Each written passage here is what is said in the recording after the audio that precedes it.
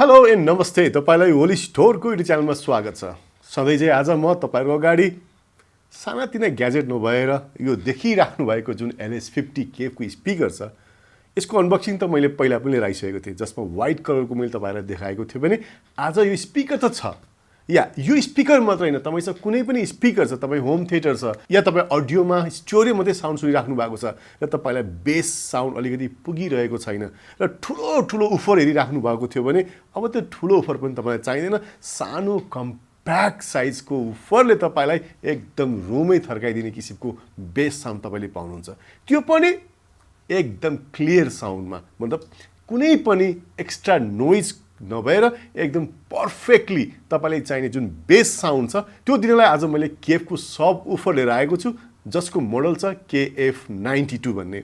अब आउँ यो सब उफर कस्तो छ, बक्समा आउँदा कसरी आउँछ र यसलाई हामीले कसरी जोड्न सक्छौं र यसको साउन्ड कस्तो हुन्छ यो पनि हेरिहालौं। अब आउँ यो सब उफर मैले लिएर आउँदैछु। सब उफर केएफ को यो कार्टुन प्याकमा आएको छ, एकदमै हेभी छ, उचाल्न एकदम गाह्रो छ। एकछिन यो टेबललाई म साइडमा राखेँ, एकछिन यो सब उफरलाई ठक्क यहाँ माथि राख्नु पर्ने हुन्छ र माथिपट्टि हेर्नुहुन्छ भने यो लेभलिङ पनि गरेर आएको छ। यसमा चाहिँ कति साइजको छ, यो के छ भनेर यहाँ बाहिर हेर्दा चाहिँ ग्रोस वेट चाहिँ तपाईको हेर्नुहुन्छ भने 50 पाउन्ड भनेर करिब 23 किलोको रहेछ यो, र नेट वेट चाहिँ उफरको 20.6 किलोको रहेछ। बाफरे, यति वेट छ र यो कलर चाहिँ ब्ल्याकमा छ भन्ने कुरा हामी देखिरहेको छौँ।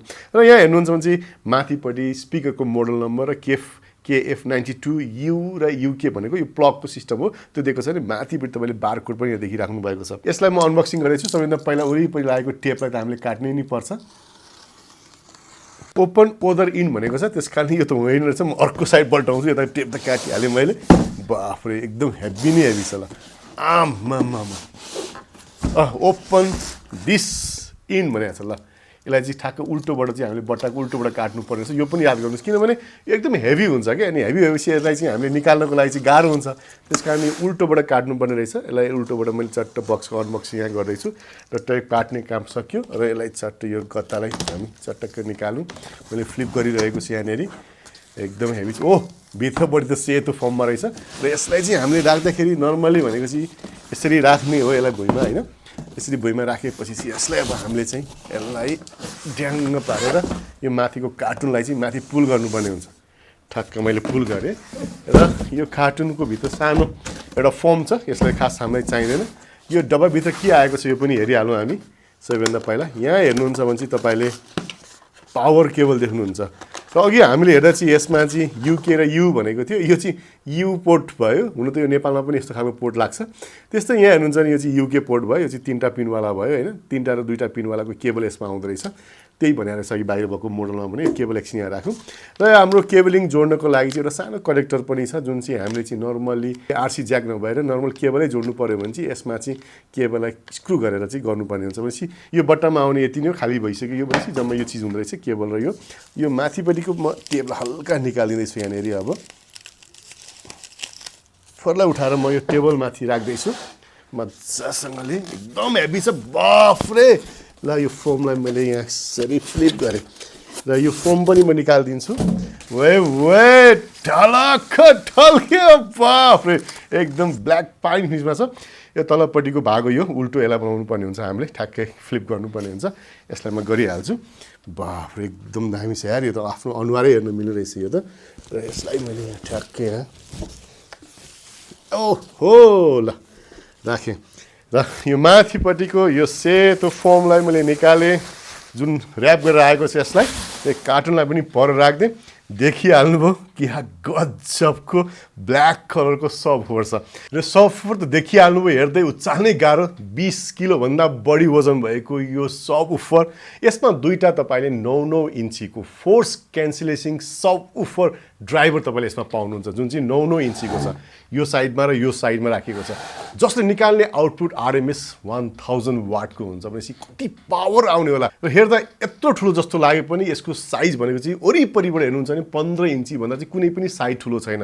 हाइट पनि हेर्नुहुन्छ नि लगभग 15 इन्चीमै अटाउँछ, साइडबाट पनि 15 इन्चीमै अटाउने यो लगभग साइजले तपाईँको कोठा नै पुरै थर्काइदिने। यसमा दुईटा जुन ड्राइभर छ एक्सिलेन्ट साउन्ड, त्यो पनि एकदमै क्लियरमा आउने हुन्छ। र यो फरमा हेर्नुहुन्छ भने जुन दुईटा ड्राइभर छ त्यसलाई चाहिँ एकदम एउटा र एउटाको पछाडि एकदम ब्याक टु ब्याक मिलाएर राखिएको छ र जसले निकाल्ने एकदम साउन्डको सिन्क्रोनाइज पनि छ, यो पनि एकदमै राम्रो छ। जसले निकाल्ने एकदम क्लियर साउन्डको लेभल चाहिँ तपाईँले 110 dB सम्म यसमा पाउनुहुन्छ भनेपछि त्यस्तो लेभलको बेस साउन्ड तपाईँले यो उफरबाट पाउनुहुन्छ। यो उफरमा दुईवटा ड्राइभर छ, त्यसको टोटल RMS 1000 वाट हो भने यो एउटा सिंगल ड्राइभरको तपाईँको 500 वाटको हुन्छ। यो दुईटै ड्राइभरमा तपाईँले क्लास D को एम्प्लिफायर पाउनुहुन्छ र जसले दिने रेस्पोन्स साउन्ड एकदमै क्लियर र एकदम डिटेलमा हुन्छ। जुन चाहिँ स्टुडियो क्वालिटीको बेस चाहिँ तपाईँले यो सब उफरबाट पाउनुहुन्छ। र यो सब उफर हेर्दा यति सानो छ जसले गर्दा हाम्रो स्पेस पनि एकदमै कम लिन्छ, तर यसले फ्याक्ने सबवुफरको बेस लेभल छ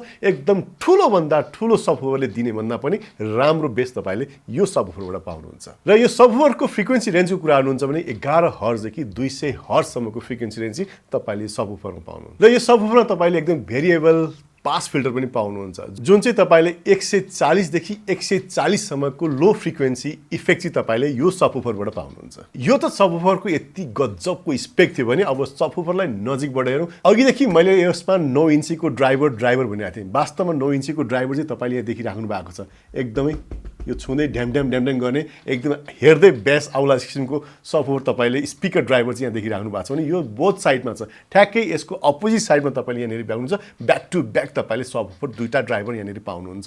त्यस्तै यो साइडमा हेर्नुहुन्छ भने तपाईँले कन्ट्रोल युनिटहरू चाहिँ यहाँनिर राखिएको छ। यहाँ चाहिँ हेर्नुहोस्, यसमा क्लास D को जुन अघि मैले ड्राइभर भनेको थिएँ यसमा छ, जसमा चाहिँ एकदम हेभी पावर पनि चाहिन्छ, जसलाई चाहिँ हामीले 110 देखि लिएर 240 सम्मको AC पावर यसमा दिन सक्छौँ र जसलाई डाइरेक्ट हामी रन गर्न सक्छौँ। भनेपछि यहाँनिर तपाईँले हिट सिङ्कको लागि तातेको बेलामा हुनलाई एल्युमिनियमको प्लेट पनि यहाँ गजबै राखिएको छ। र यो सबवुफरमा हामी इनपुट र कन्ट्रोल हेर्ने हो भने चाहिँ यहाँनिर पाउँछौँ। र यहाँ हेर्नुहुन्छ भने चाहिँ यहाँनिर एक्सपान्सन पोर्ट पनि दिएको छ। कहिलेकाहीँ हामीले उफरलाई एक्सपान्सन गर्नु पर्यो भने यो पोर्टको युज गर्न सक्छौँ। त्यस्तै यो हेर्नुहुन्छ भने चाहिँ हामीले भोल्युमको लागि चाहिँ लेभल घटाउने बढाउने यहाँनिर टर्नर यहाँ पाइरहेको छ भने यहाँ अर्को चाहिँ तपाईँ क्रस ओभरको लागि चाहिँ टर्नर यहाँ हामीले पाएका छौँ। र यहाँ देख्नु भएको एउटा स्विच छ जसलाई चाहिँ हामीले मुड चेन्ज गर्छ। एउटा म्यानुअल एउटा अटो राख्ने स्विच चाहिँ हामीले पाउँछौँ, जसलाई चाहिँ किटिक किटिक पाएर तलमाथि सार्ने भइहाल्यो। त्यस्तै यहाँ हेर्नुहुन्छ भने चाहिँ इक्वलाइजर, उफरमा पनि इक्वलाइजर रहेछ। म चाहिँ हामीले कस्तो ठाउँमा यो उफरलाई राख्ने हो त्यो अनुसारले स्विचिङ हामीले चेन्ज गर्न सक्छौँ। त्यस्तै यहाँनिर तपाईँले देखिराख्नु भएको स्विच चाहिँ फेजको स्विच राखिएको छ, जसलाई चाहिँ हामीले तलमाथि सार्न सक्छौँ कुन लेभलमा राख्ने भनेर।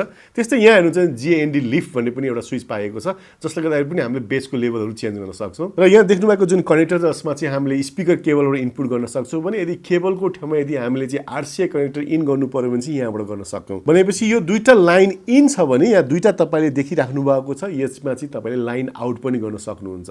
कहिलेकाहीँ कस्तो हुन्छ हामी 2 लाइन इन गरेर 2 लाइन आउट पनि गर्नुपर्ने हुन्छ, त्यो बेलामा चाहिँ यो आउटपुटले हामीले युज गर्न सक्छौँ। र तल देख्नु भएको त यो चट्ट स्विच भइहाल्यो, AC इन चाहिँ यहाँ भइहाल्यो। भनेपछि यति किसिमको पार्ट तपाईँले स्विचिङ सिस्टमहरू र कन्ट्रोल चाहिँ तपाईँले यो सबवुफरको ब्याकमा देख्न सक्नुहुन्छ। र अहिलेसम्म मैले कुनै पनि सबवुफरमा नदेखिएको सबवुफर इक्वलाइजर चाहिँ मैले यो सबवुफरमा देखेको छु। र अब पालो आएको छ यो उफरलाई कनेक्सन गरेर बजार हेर्नको लागि। तर त्योभन्दा अगाडि तपाईँले दुईटा LS50 स्पिकर त देखिराख्नु भएको छ। यसको साउन्ड कस्तो आउँछ र उफर जोडेपछि कस्तो आउँछ। यदि तपाईँले KEF को बारेमा थाहा छैन भने KEF भनेको ब्रिटिस कम्पनी, करिब 60 वर्ष पुरानो कम्पनी हो, जुन साउन्ड इनोभेसनको लागि र हाई क्वालिटी साउन्डको लागि जुन चाहिँ संसारभरिमै टप 10 मध्येमा पर्ने एउटा कम्पनी हो, जसले निकाल्ने प्रोडक्टहरू असाध्यै राम्रो छ साउन्ड स्पिकरहरूको लागि। यो त सबवुफर भयो, यो जस्तै मोनिटर स्पिकर भयो भने यदि तपाईँले घरको लागि अरू होम थिएटर स्पिकर, सिलिङ स्पिकरहरू, वाल स्पिकर खोज्दै हुनुहुन्छ भने KEF का भेराइटिज अफ स्पिकर हाम्रो ओलिज स्टोरमा पनि पाउँछ, जसको डिटेल तपाईँले हाम्रो वेबसाइट मार्फत पनि प्राप्त गर्न सक्नुहुन्छ, जसको लिङ्क म तल राखिदिनेछु ब्रान्ड वाइज। तपाईँले त्यहाँबाट पनि कुन कस्ता स्पिकर कति पर्ने रहेछ, साथै यो उफरको प्राइस पनि कति पर्ने छ त्यही लिङ्कबाट तपाईँले थाहा पाउनुहुन्छ। यसको लागि चाहिँ यो भिडियोको तल राखेको डिटेल चाहिँ हेर्न नभुल्नु होला। अब आउँ यो केबल ठक्क जोडेर स्पिकर बजाउँ कस्तो आउनेछ। सबैभन्दा पहिला यो पछाडि भएको LS50 को साउन्ड हामी सुनिहालौँ कस्तो आउँछ।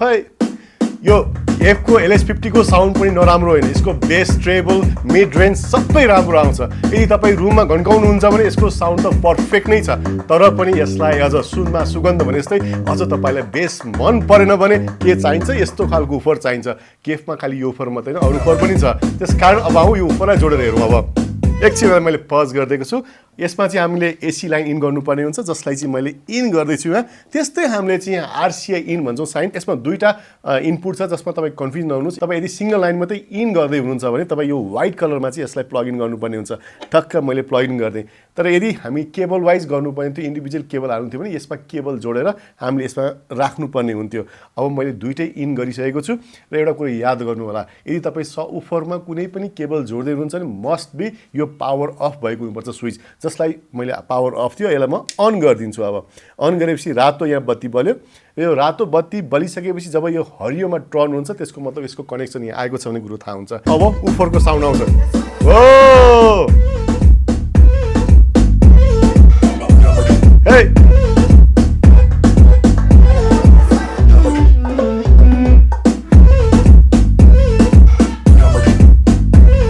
सब अरबिक गाना जस्तो रहेछ यो त जो हामीले चाहिँ नन कपिराइटमा खोजेको यस्तै म्युजिक भेट्यो तर मजा आयो सुन्दाखेरि हेर्नुहोस् म फेरि सब उपरलाई बन्द गरिदिन्छु हेर्नुहोस् अब कस्तो के हराए जस्तो भयो होइन अघिसम्म त्यो म्युजिक मजा आइरहेको थियो अब यो म्युजिक मजा आएन फेरि यसलाई अन गर्छु म